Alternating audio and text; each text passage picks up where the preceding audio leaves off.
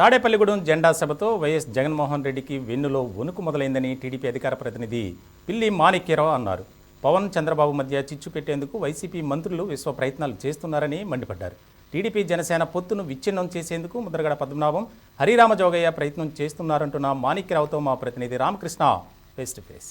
Telugu Desam party, Janasena పార్టీలు ఉమ్మడిగా తాడేపల్లిగూడెంలో జరుగుతున్నటువంటి జెండా సభతో ఇప్పుడు తెలుగుదేశం శ్రేణులన్నీ కూడా యాక్టివ్ అయినటువంటి పరిస్థితి అయితే కనిపిస్తూ ఉంది. అయితే దీనికి సంబంధించి నిన్న జరిగినటువంటి సభ రాబోయే రోజుల్లో ఈ రెండు పార్టీల మీద ఎలాంటి ప్రభావం ఉండబోతుందనే దాని మీద మనతో మాట్లాడేందుకు టీడీపీ అధికార ప్రతినిధి మాణిక్యాలరావు గారు ఉన్నారు. ఆయనతో మాట్లాడే ప్రయత్నం చేద్దాం. సార్ చెప్పండి, ఏంటి ప్రధానంగా నిన్న జరిగినటువంటి సభ ద్వారా మీరు పార్టీ క్యాడర్కు, అంటే ఇరు పార్టీల క్యాడర్కు ఎలాంటి సందేశాన్ని ఇచ్చారు? నిన్న తాడేపల్లిగూడెంలో తెలుగుదేశం జనసేనకి సంబంధించినటువంటి జరిగిన జెండా మహాసభ, ఆ సభతోటి జగన్మోహన్ రెడ్డికి ఎన్నులో వణుకు పుట్టినటువంటి పరిస్థితి కనపడతా ఉంది. అంతకుముందు చంద్రబాబు నాయుడు గారు రా కదలిరా సభలు ఏవైతే ఉన్నాయో, ఒక పక్కన రెండో పక్కన లోకేష్ గారి సభలు, ఇంకొక వైపున పవన్ కళ్యాణ్ గారి సభలు, వీటన్నిటినీ చూసి పులిని చూసి నక్క వాతలు పెట్టుకోవాలన్నట్టుగా సిద్ధం సభల్ని ఒక 2-3 చోట్ల పెట్టడం జరిగింది.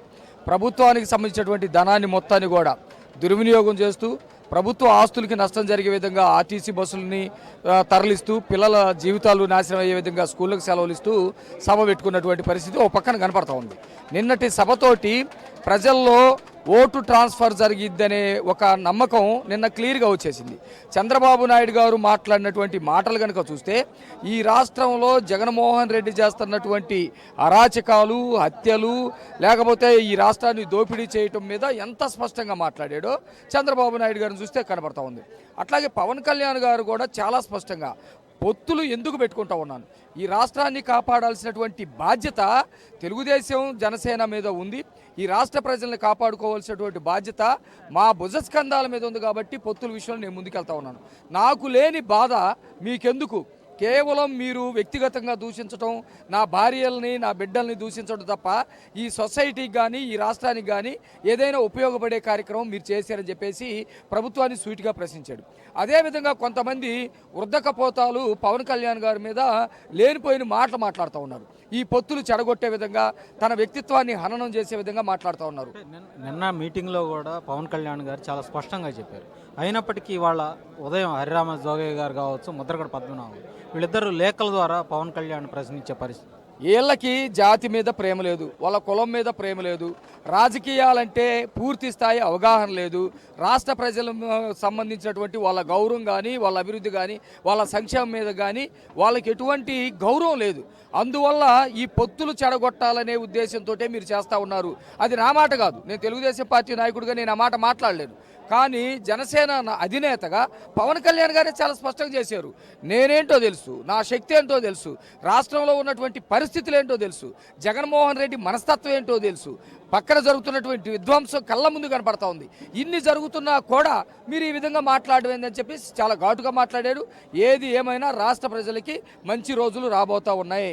ఈ మంచి రోజుల ద్వారా రాష్ట్రంలో అభివృద్ధి, సంక్షేమం, రాష్ట్రానికి గౌరవం దక్కబోతూ ఉన్నాయి. ఇప్పటికే తెలుగుదేశం పార్టీ 99 మంది అభ్యర్థులను ప్రకటించింది. మిగిలిన అభ్యర్థులను ఎప్పుడు ప్రకటించబోతా ఉన్నారు? అసలు ఏంటి బీజేపీతో పొత్తు ఉండబోతుందో దానికి సంబంధించి క్లారిటీ. జగన్మోహన్ రెడ్డి ఎన్నికలకి సంబంధించినటువంటి అభ్యర్థులు ప్రకటించే విషయంలో కూడా తను గందరగోళానికి గురవుతూ ప్రతిపక్షాలని గందరగోళం చేయాలనే ఒక ప్రయత్నం చేస్తూ ఉన్నాడు. ఎమ్మెల్యేలను ఎవడన్నా ట్రాన్స్ఫర్ చేస్తాడండి, ఎమ్మెల్యేలు ఎవడన్నా స్థాన చలనం చేస్తారండి. ఇప్పుడు జగన్మోహన్ రెడ్డి చేసినటువంటి ఎమ్మెల్యేల స్థాన చలనం, మంత్రుల స్థాన చలనం, మళ్ళీ చంద్రబాబు నాయుడు గారు, పవన్ కళ్యాణ్ గారు ఉమ్మడి అభ్యర్థుల్ని ప్రకటించిన తర్వాత మళ్ళీ ఒక గూగుల్ రేగి వీళ్ళని కూడా వెనక్కి తీసుకోవాలనేటువంటి ఒక ప్రయత్నం జరుగుతూ ఉంది. మా అభ్యర్థులు అయితే మేము చాలా స్పష్టంగా ప్రకటించాము.